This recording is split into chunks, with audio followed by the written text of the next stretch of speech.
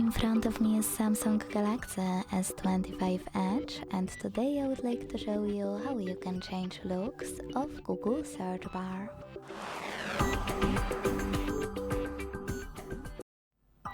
First of all, if you don't have a search bar, you need to pinch your device's display. Then tap on widgets between themes and settings.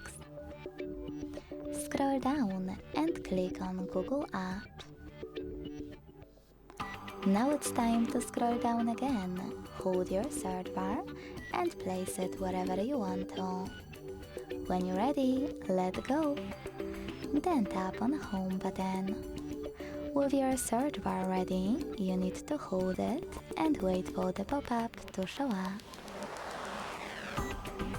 Now select Settings on the right and adjust your search bar however you wish to. You can pick one of those color themes or select Custom on the right and pick a perfect color for you. Wherever you decided, you can also adjust transparency thanks to this slider. Then scroll down to tap on Shortcuts and click on the shortcut you wish to apply on the right of your search bar next to the microphone. Like weather. When you're ready, just go back. As you can see, after that, look of my search bar has changed.